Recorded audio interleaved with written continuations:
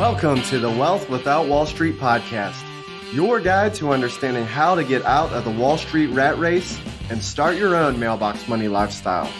Now, don't let these handsome Southern draws fool you. These financial minds are teaching our country to enhance savings, increase cash flow, and create passive income, all without the help of Wall Street. Are you ready to break through? Now here are your hosts, Russ Morgan and Joey Murray. Happy birthday, Russ. Thank you, Joey. What a great card you gave me the other day. The one with the squirrel with the nuts. What were you trying to say about me? That I'm a little kooky? Like I lose my nuts from some time, or the nut doesn't fall too far from the tree? What were you trying to get at? Those sound close enough. Yeah, I think we'll just leave that up to everybody's imagination. Bite my tongue on that one. You're holding your tongue on that one, Ernie? Yeah. Well, speaking of my birthday, it's interesting. The other day when we had Paul Cleveland on our show, we were talking about how the government had stolen so much money from us. And we talked about how an ounce of silver was worth $16, right? And it was something that now a dollar bill is worth 1/16th, I guess, of what it used to be worth. So really the math on that was that 95% of the dollar has been stolen since we went off that silver standard. Well, my nephews got me for my birthday a silver certificate. That is so cool. Do you know what a silver certificate is, Ernie? Can't say I do. It's a dollar bill. It's a $1 bill. They gave me a $1 present, which I felt like that was How pretty nice of them. Yeah, that was pretty crafty on their part. But actually on the top of it, it shows silver certificate. So it used to be you could take that dollar bill to the bank and turn it in for an ounce of silver. Now you take that dollar bill, they give you 4 quarters. Not the same sort of silver you're looking for, right? That's exactly right. But that's not what we're here to talk about today, right? We're actually talking about a little bit about the theft of money and what my experience was with my IRA. Well, you had a gift, right? That gift was a 401k that you then turned into an IRA that had some other benefits. It's the gift that keeps on giving, as Eddie from Christmas Vacation would say. Well, I just felt like it was helpful for us to share this story because it's not a week that goes by that someone doesn't ask me, well, what about qualified plans? Okay, so we're going to talk specifically about my IRA today, but this really applies to anything that's a qualified plan. What do I mean by that? Talking about 401ks. Yeah, well, you need SEP, 403Bs, SEP IRAs, Roth IRAs, any of these things, which is the norm for people to have, right? I mean, this is like, why don't you have an IRA? If you don't have an IRA, then you're not in the cool crowd. You're not a member. You know, like yesterday you were wearing that jacket. I thought it was a members only. Oh, see, you have to bust me on my jacket. Wasn't it a good thing to be qualified? Well, See? qualified for what? Compared to what, Ernie? To be not qualified? My cash account's not qualified. It sounds like a good thing, Is it? right? I mean, I will give the government credit and Wall Street credit for their marketing potential, because what do they call a stock or any sort of investment? What is the term, the technical term they use for it? Security. A security, right? I mean, man, who doesn't want to feel secure?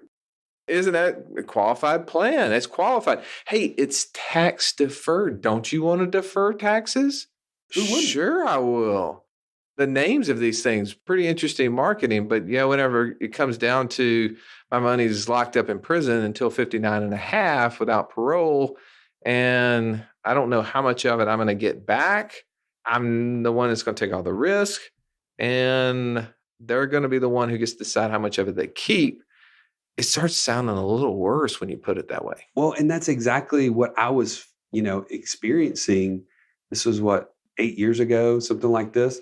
I started to learn about what was really going on in this place where I was, quote unquote, saving money. And I'm doing the air quotes for those of you who can't see.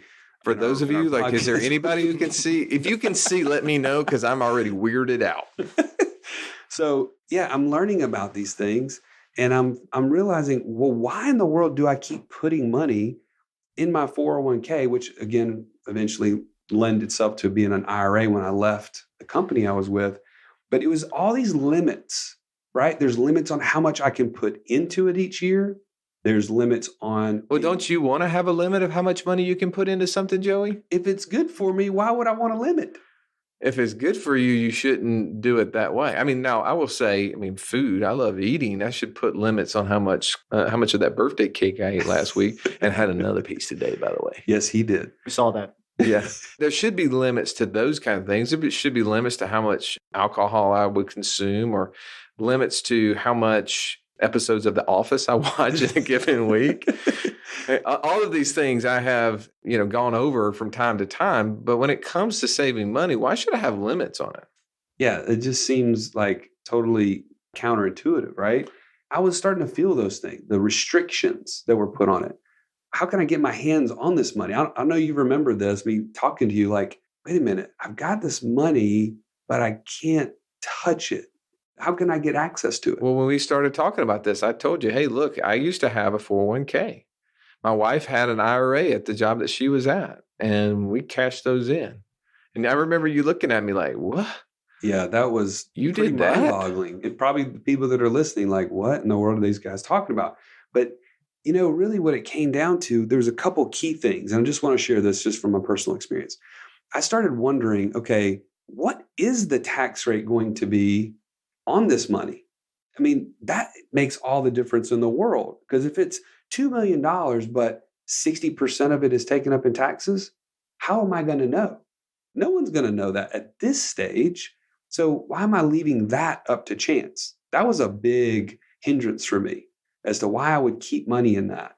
At the time, I was in my young 30s, right? Well, and to stop your story just a hair, I want to make sure you point out the fact that when we're talking about limits, those limits come not only with limits how much money we can put into something, but also limits to what we can do with it. Just last week, and I'm still dealing with it this week, one of our close clients is trying to take money that she has in an IRA and invest in a unique investment. It's an investment that actually I'm personally invested in, and you are too, Joey. That's right.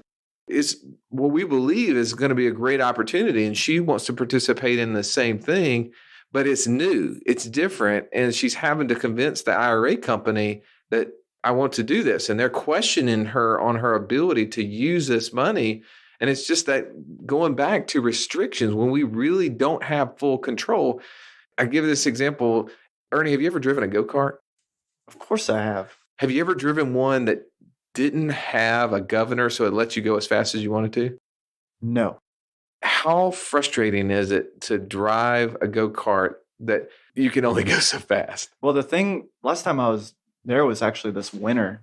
We were driving these go-karts, and every lap they'd speed it up. These people were dictating how fast we could go.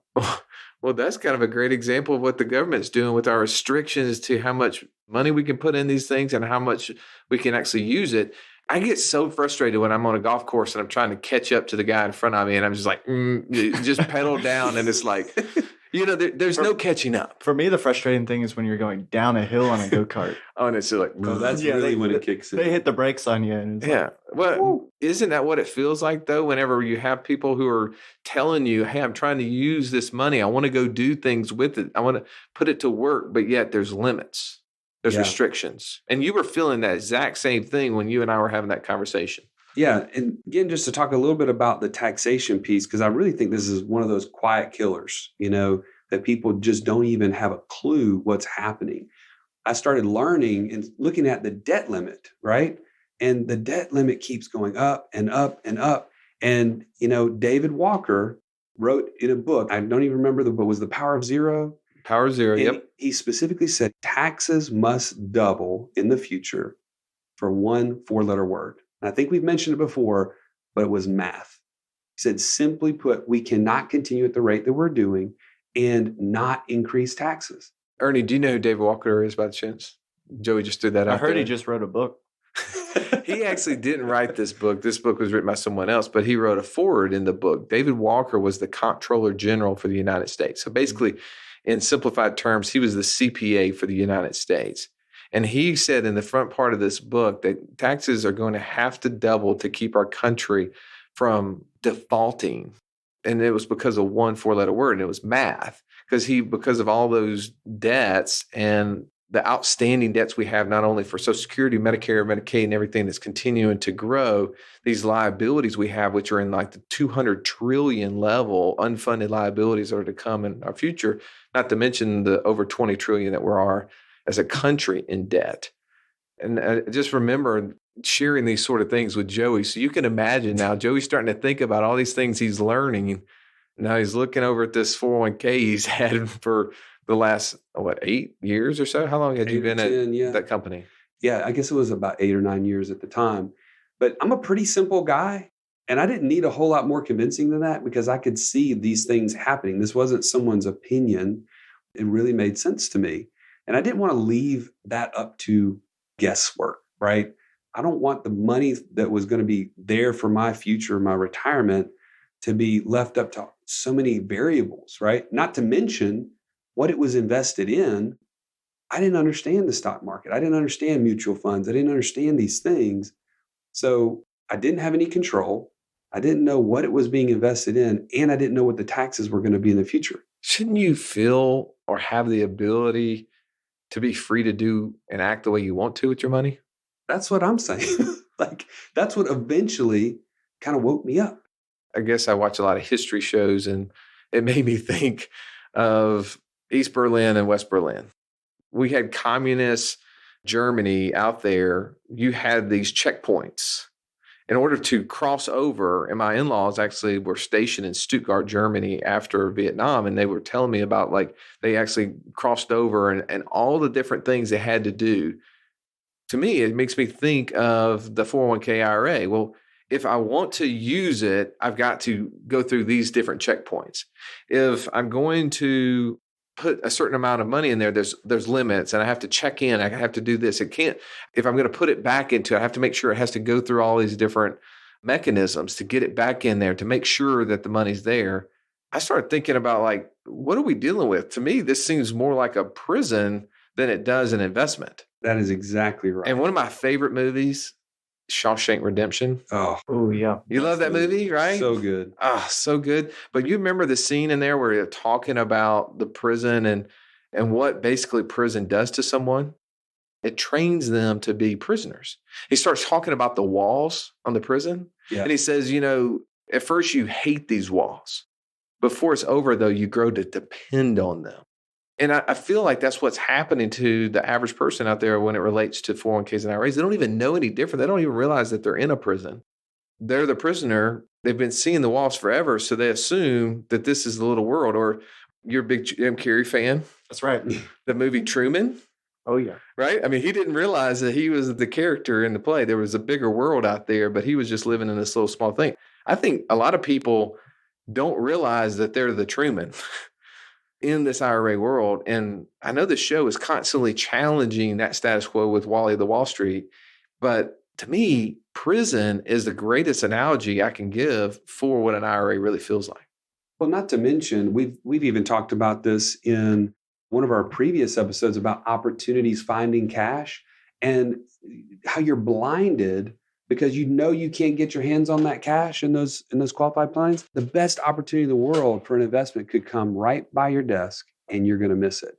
And that is really what drove me, because most people would say, Joey, well, I mean, you had to pay a penalty to take money out of that IRA. Isn't that terrible? You had to pay tax on it. Well, yeah, absolutely I did. But you know what really drove me was how many opportunities over the next, at this point, it was almost 30 years, would I be giving up? Is that 10% penalty worth paying now so that I don't miss out on those opportunities in the future? Well, think about the opportunities that you've had. Just name a few, because once you started taking money out of there, which I think you need to share exactly how you did it, opportunities become abound. And we've just got through talking about some of those on the past episodes. But yeah, if you would speak to those. I mean, I've been able to do private mortgages for people that paid 10% interest. I've been able to do auto loans that were well over 26% interest. I've been able to do some private lending within my own family. I've utilized it for various things that I would have not had access to otherwise. Even this week, I've had so many people just asking me, hey, do you have cash? Because I need to flip this house. Or, hey, I've got this app, this new business idea. I need some cash. Can you help with this? It's unbelievable how much it just attracts people. But how did it start? What was the first step?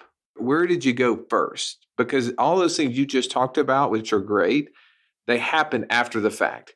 You had to have one deal before it sets you into motion. Oh, yeah. You're talking about the first mortgage? Yeah. The first opportunity was I was sitting in a conference room. It was just like a regular sales meeting or something. I don't remember. I had somebody come to me and say, hey, Joey, this guy reached out to me. Can't get it qualified for a regular mortgage because his credit just hasn't been built up in this country. He's from another country, but he's got a great job. Everything really, plays out. He's putting 20% down. It's a house in an area that I would personally move into and live it my personal self. And well, he said, would you like to go in with me on this? It was like a $130,000 mortgage. So my half was about $67,000 or $65,000, something like that. And I thought, well, that sounds like a good opportunity for somebody. And I was like, wait a minute, you know what? I do have cash. I could do this. I don't need every dollar that's in my policies right now. I could get this to work. And then he said, yeah, we're going to charge 10% interest. It's a 15-year mortgage. And I thought, this guy signed up for that? I mean, that's a great opportunity. So I took that first step. And guess what? Since then, realtors are reaching out. Hey, I've got a client. Could you do another private mortgage for me? I heard this. I heard people on Facebook are putting my name in there when they have hard money lending opportunities.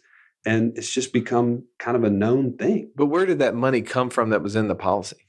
Well, I had several policies already built up, but I then started new policies with the IRA systematically. I didn't pull all of it out at one time. It was about $200,000 at the time because I didn't want to get taxed all in one year, and I didn't want to have the penalty all in one year. So I spread it out over about 3 or 4 years. So Ernie, what he just described is that my wife, Megan's a dentist. You've seen her before. I know where this is. Visited her a couple times. Yeah.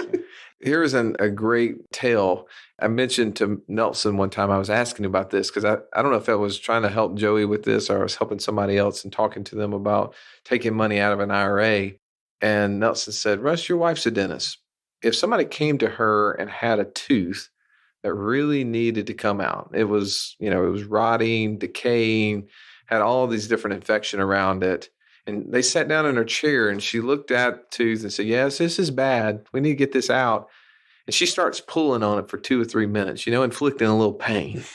And then says, you know what, I tell you what, I don't want to do all this today. Why don't you come back tomorrow and we'll work on it for a little bit. And they come back the next day and she starts pulling on it, tugging on it, twisting on it for a couple minutes, inflicting some more pain. I tell you what, why don't you come back tomorrow? We'll finish this thing out. That's what Joey just described whenever he was systematically, because that's what I asked Nelson. I said, what should somebody do? Shouldn't they try to systematically take this money out? And he said, well, what would your wife tell them to do with the tooth? Would she pull it out slowly? Does taking it out slowly help? Does that ease the pain? Did it ease your pain, Joey? No. See, I knew I was going to get busted for this. But in my case, it made sense at the time. Maybe I would do things differently, right? We all live and learn. But I think the key is for me, it was to take it out systematically. And then secondly, I didn't want, some people would say, well, if I've taken money out of this before, I chose not to have taxes or the penalty withheld, right? I wanted to make sure I had the full amount of cash to put in the policy. And then if I need to pay taxes and the penalty the following year, because that's when I was going to have to pay it, I could even borrow from the policy to pay those things. But I got more money to work for me faster by doing it the way that I did. Well, there is ways. Again, we're not here to give you tax advice or even investment advice over a podcast. We're talking about an example that Joey experienced. But we have had clients that have taken systematic withdrawals from their IRA and actually avoided the penalty. Some people don't even realize that you can take money from an IRA pre-59.5 without having to pay the penalty. Now, there's some restrictions. There's a governor on there. There's limits and there's rules that you have to follow. But if you go out and just Google 72T, you can find out there's systematic periodic withdrawals based upon a certain, like one of three methods where you can get money out. And we've had clients that have done that and are doing that currently to avoid the penalties, because that was one of the things they wanted to avoid.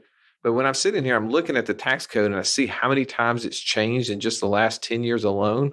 I start thinking to what David Walker says and how many times it's going to potentially change in the future to start collecting some of these back taxes, if you will.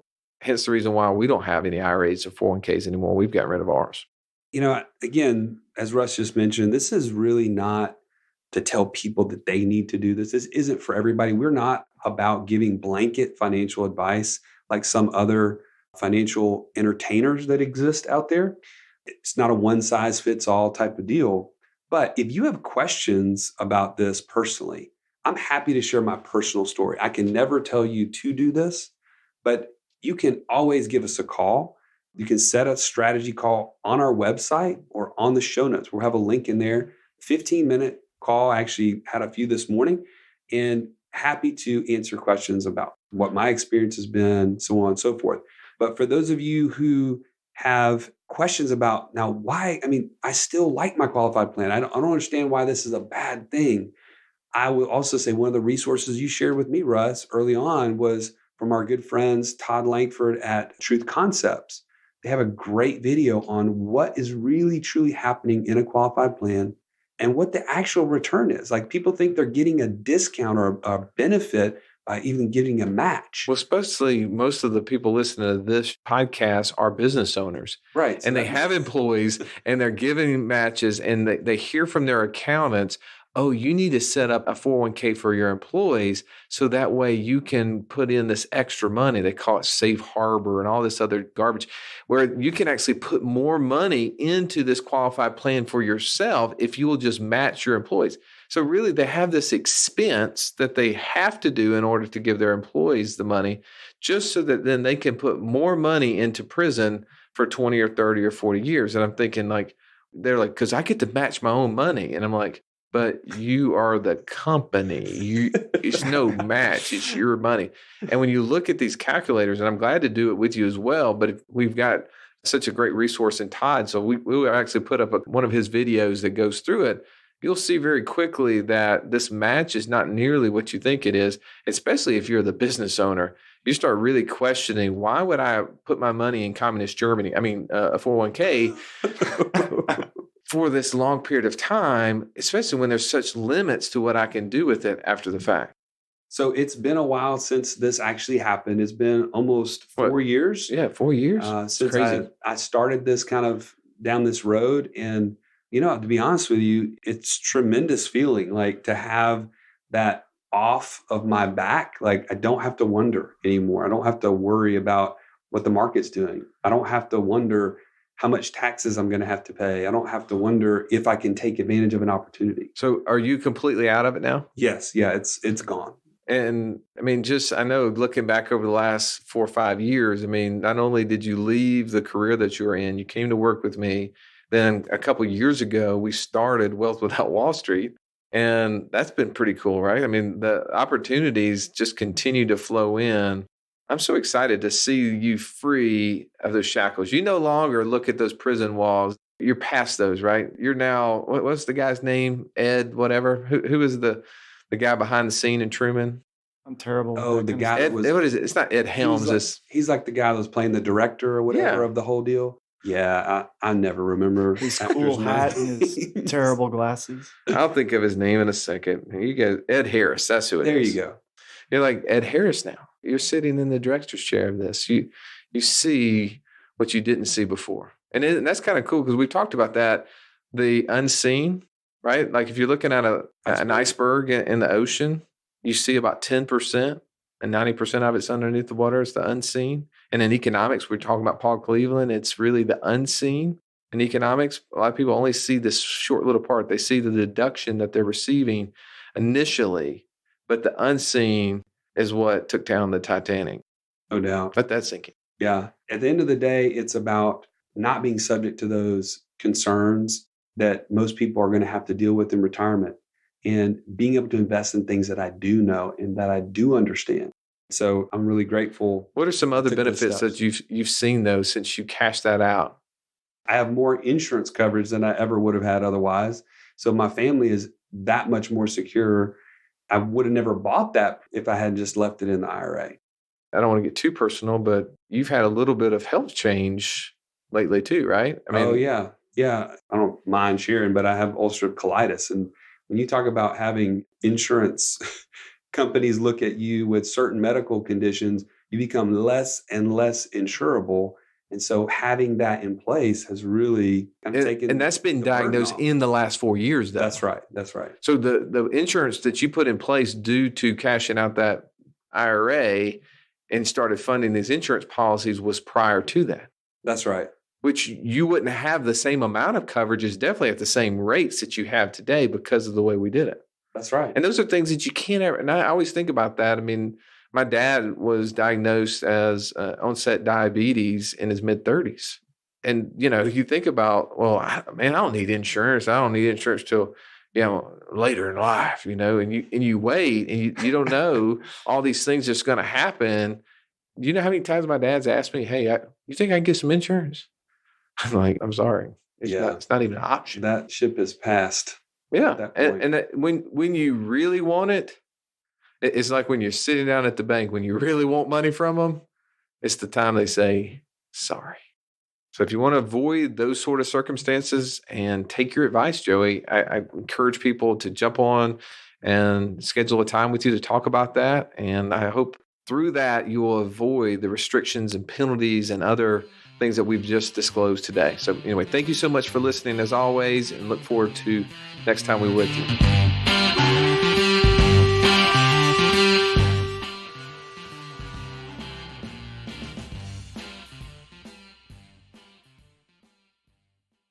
Joey, I'm a game player. You know that. Now, not a video game player. I wouldn't call you a gamer. Maybe a game player. Yeah. You love to play games. Not video games, but I love games, whether it's board games, athletic games. Well, you're competitive too. A tad. Like super competitive. It's just this is a tad. That's the reason I worked out with ladies, just so I could still be competitive, right? I can compete with guys. I can compete with our ladies, some of them, not all of them. But what game is it that everybody is playing that they're losing? And it's got to be this one. Right. You're not going to win the game against the government. No. And what game are most people playing is playing kick the tax can down the road. I'm not going to pay my taxes today because that's going to be bad. I'm going to wait till later when they're worse. It's my benefit to pay taxes later. We'll see. We'll see about that. That's silliness. By the way, in this podcast, I was just sitting there listening to it. I mentioned one of our clients who had been trying to actually take money from an IRA and invest it in this alternative investment, which we're actually going to be talking about in our upcoming episode. Stay tuned. But just kind of an update. She had been waiting for 3 weeks back and forth with this company trying to get them to understand what she's putting her money in. Yes, it's not the traditional things, but it is an investment. And they were like, no, you got to have this rule. This is a self-directed IRA. Yes, she's actually in an area where she can direct it, and they're still limiting her access to it. She finally got to a point and says, I'm tired of running my head against the wall. I'm just going to just let it sit there. I'll do something else with that money. And she's taking a loan against her insurance policy and buying it. Isn't that crazy? It's just so frustrating that whenever we see these restrictions, I think we gave the analogy of being in a prison. It is so freeing. And I just love your story of how now you don't have that anymore. That's right. In fact, just yesterday, I had somebody, new client that we were meeting. He said, I know you call this company Wealth Without Wall Street, but surely you don't have nothing in the market, right? Must have an IRA or something. I said, stay tuned on that. That's in our next podcast.